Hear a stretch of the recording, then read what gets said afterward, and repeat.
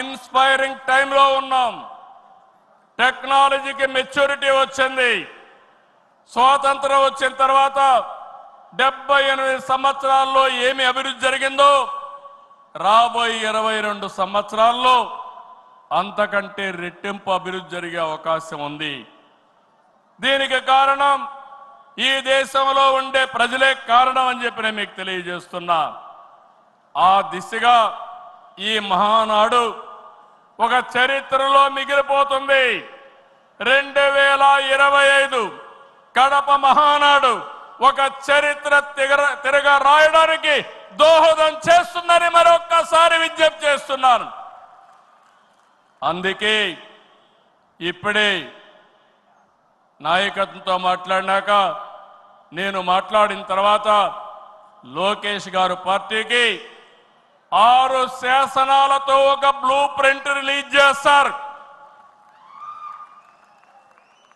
అదే మాదిరిగా ఈరోజు రేపు మనం లా అండ్ ఆర్డర్ గురించి మాట్లాడుతున్నాం.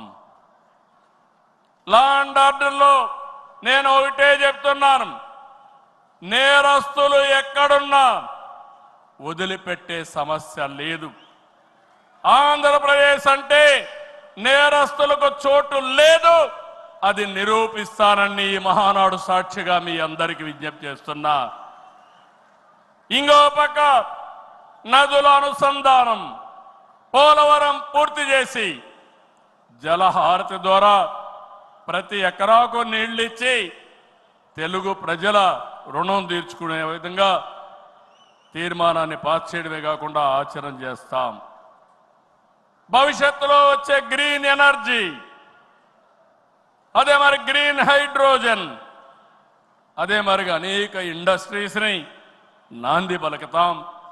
అదే మరిగా ఎక్కడికక్కడ ఏవైతే లాజిస్టిక్స్ ఉన్నాయో రోడ్లు కానీ రైల్వే కానీ పోర్ట్లు ఎయిర్పోర్ట్లు కానీ అదే మరిగా పోర్ట్లు కానీ ఇంకో పక్క ఇన్లాండ్ వాటర్ వేస్ కానీ ఇవన్నీ చేసి ప్రపంచంలోనే లాజిస్టిక్స్ కాస్ట్ తగ్గే విధంగా మన ఆలోచనలు ఉంటాయని చెప్పి నేను మీకు తెలియజేస్తున్నా. ఇంకో పక్కన మీరు చూస్తే ఆ రోజు నేను హైటెక్ సిటీతో హైదరాబాద్లో ఐటీ ప్రారంభించాను. ఈ మహానాడు ద్వారా క్వాంటమ్ వ్యాలీ ద్వారా ఆర్టిఫిషియల్ ఇంటెలిజెన్స్ కూడా ప్రాధాన్యత ఇచ్చి తెలుగు జాతిని ముందుకు నడిపిస్తామని చెప్పి నేను మీకు తెలియజేస్తున్నా.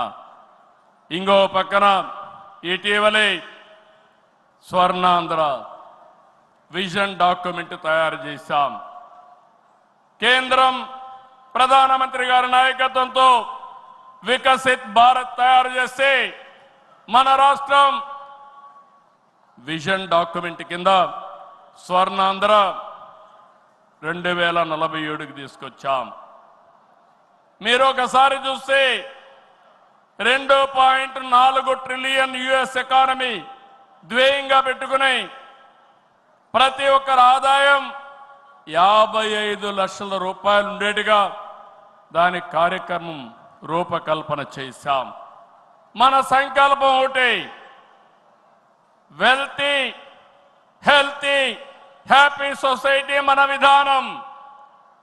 అందరికీ జీవన ప్రమాణాలు పెరగాలి, జీరో పావర్టీ మన సిద్ధాంతం. 2047కి జీరో పావర్టీ సాధించి దేశాన్ని